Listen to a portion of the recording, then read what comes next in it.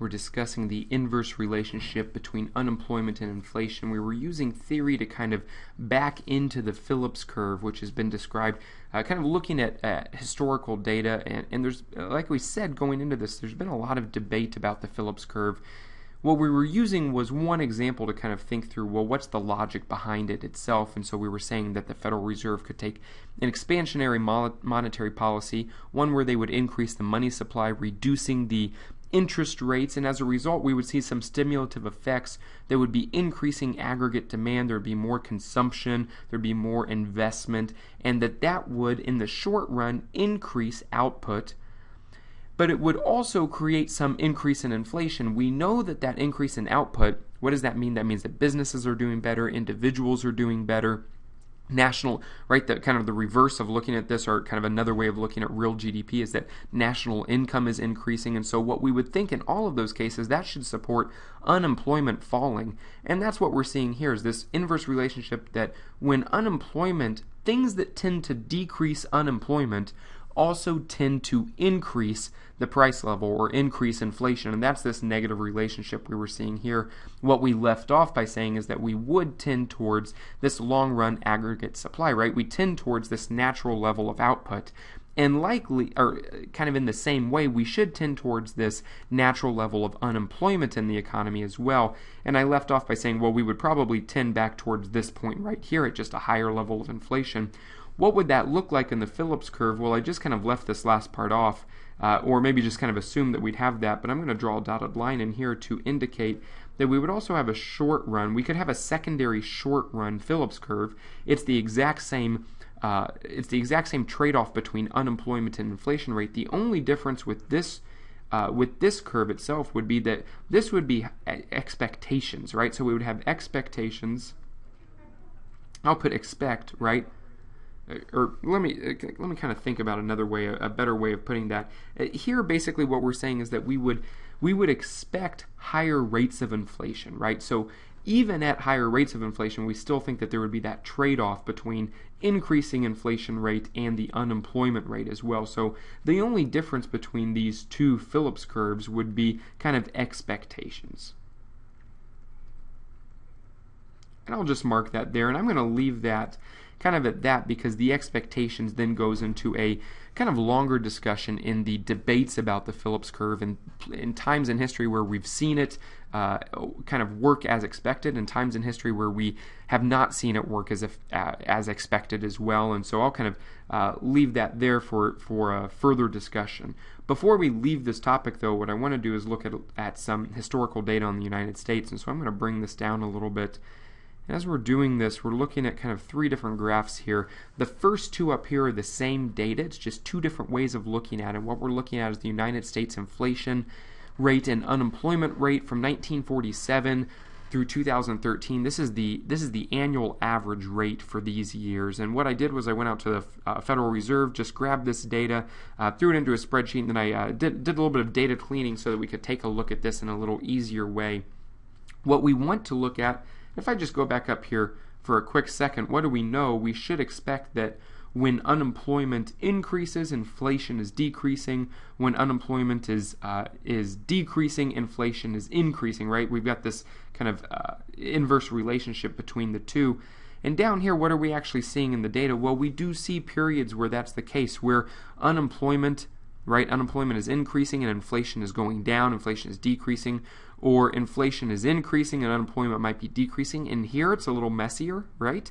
And then we also see that relationship then kind of come back to be a little more true post 1983, 1985 or so, where we see unemployment increase and inflation decrease. And then we see kind of this period of time, which is also, for a number of other reasons, we tend to think of this, or we tend to say that this is kind of a period of the Great Moderation, 1985 to about 2005 or so, where we see a lot of variables that have very low levels of volatility, and that's kind of what we're going to finish up discussing. Before we get to that, let's kind of highlight a few things here. So the first is, we've talked about these kind of natural levels or natural rates. One of the things I do want to show is that in this inflation rate, I'm just going to kind put a little bit of a dotted line here, because what we can see is that this inflation rate, except for this period right in here, tends to be right in here around the 2% to 3% level. So inflation over kind of the modern history of the United States has been tended to around 2 to 3%, and that tends to set expectations. We can also see that during the 1970s, when we saw some supply shocks, we saw the kind of the oil shocks and a few other things going on in the economy during that time. We saw big increases in inflation, where annual rates of inflation were above 8%, almost to 10%, and we've talked about that before, how painful that can be within an economy. We also see something here in the blue line, right, the unemployment rate for the United States over this time, and we see it's kind of tending around. I'll do the same thing here. Kind of tending around right around this level right in here, 5 to 6% that we had talked about. And that's really what we generally think of in the modern economy as kind of the natural rate of unemployment, that we tend to get towards this rate.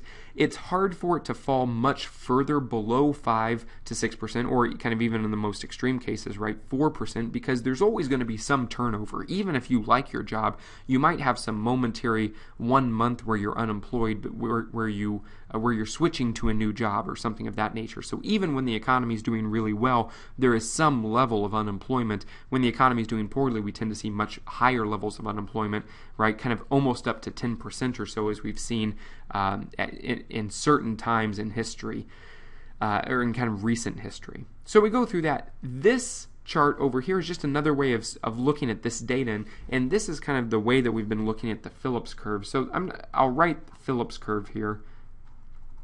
Phillips curve.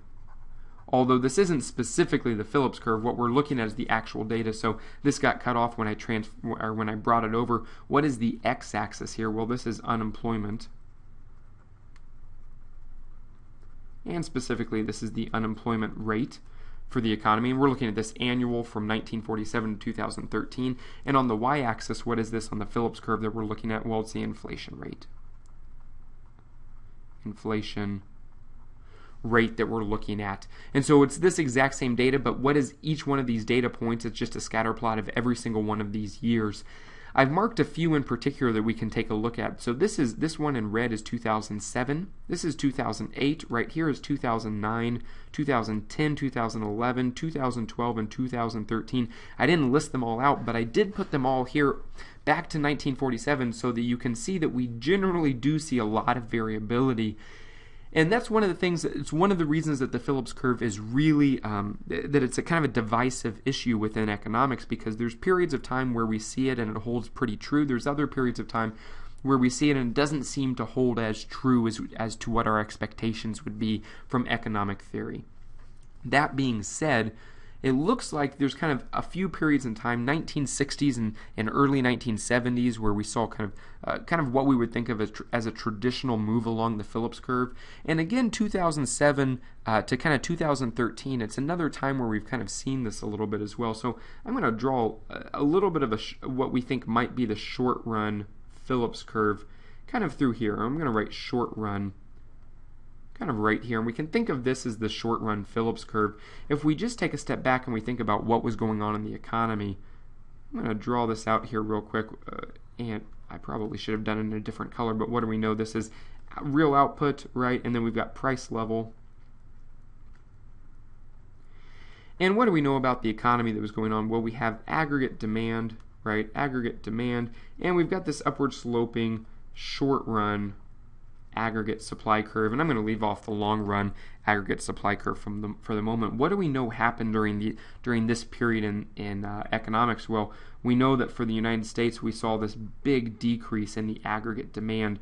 Aggregate demand fell very sharply.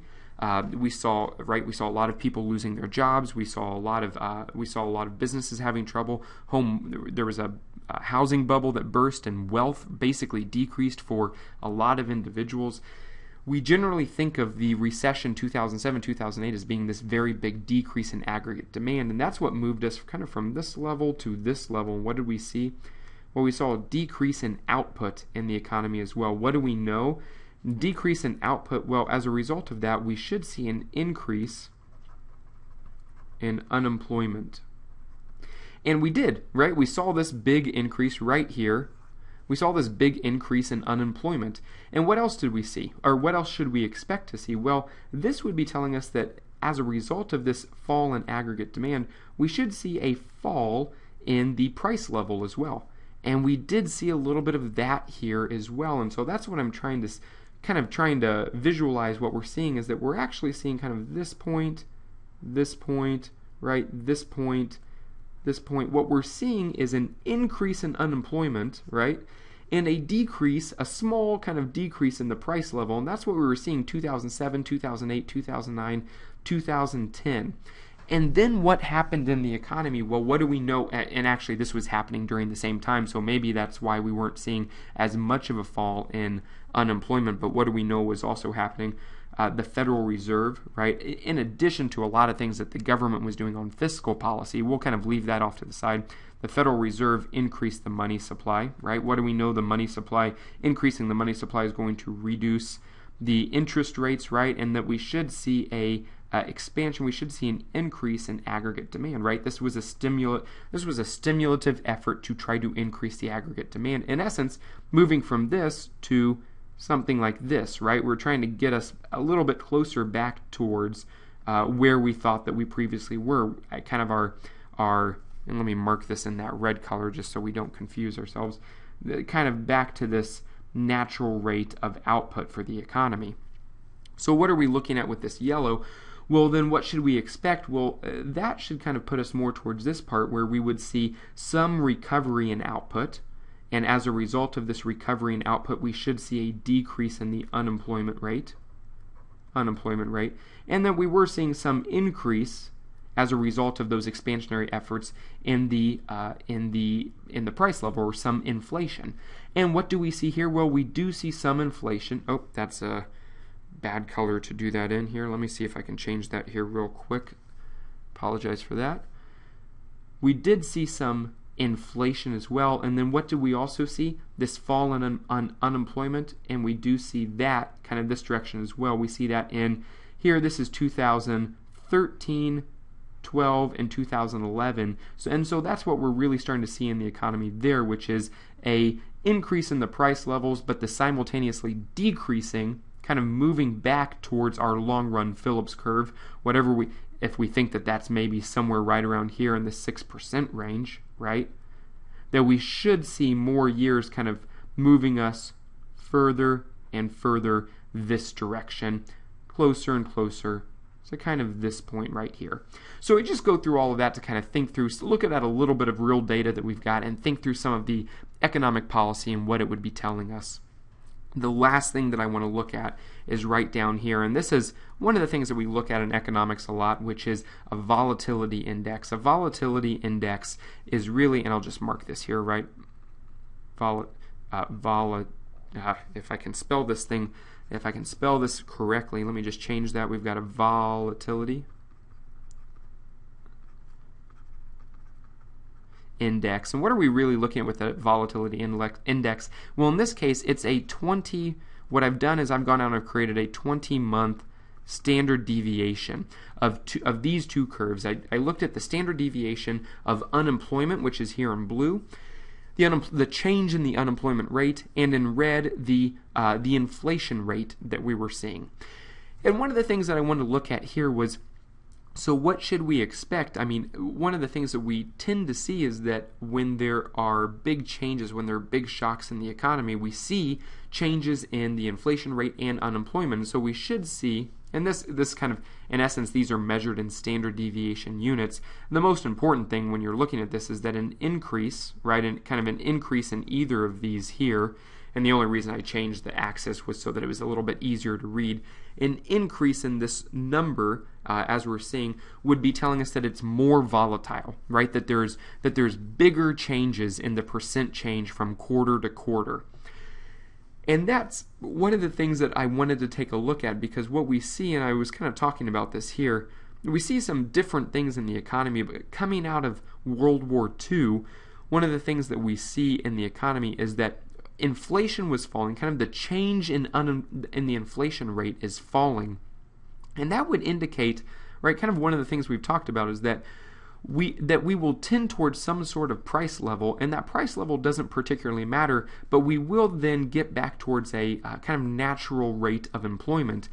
One of the other things that we see in the economy is that employment tends to be a lagging indicator, and so one of the things you'll see here is that we'll see a decrease in the volatility here in the red line of inflation rate, and that is really kind of preceding the decrease that we would then see in the volatility of the unemployment rate as well. We can also see some periods of time where volatility increased, and then we can see kind of, as I was talking about before, kind of this period in economics, or kind of our economic history, which is really a decrease in volatility across the board. One of the things that I wanted to take a look at, or one of the reasons I think it's useful to see here, is because we've discussed a few times in these later years after the Great Recession, after 2007, one of the things we've seen is we've seen the Federal Reserve, which has actually done a really good job of keeping volatility of inflation rate, right? We haven't seen these big spikes in inflation rate. We haven't seen kind of what we were getting at before. We haven't seen these gigantic changes in the inflation rate, even though we have seen big changes in the unemployment rate. And that's really what we're seeing right over here, which is we're seeing volatility in the unemployment rate, but then we're able to catch it, right? So we see this big increase in the volatility, but then it stabilizes, right? And we see a big increase after 2007 in the unemployment rate, but then it stabilizes. So we don't see these big changes, these big these kind of big levels of volatility in either of these rates. And in particular, the Federal Reserve has been able to keep the inflation rate relatively under control. We look at these two things because we know that inflation and unemployment are two of the things that the Federal Reserve focuses most of its effort on. And it's just a useful way for us to kind of put some more real data into a few different ways of looking at real data as we think about theory and what we should see, or what we think that we might see, and what we've actually seen over some pieces of our history.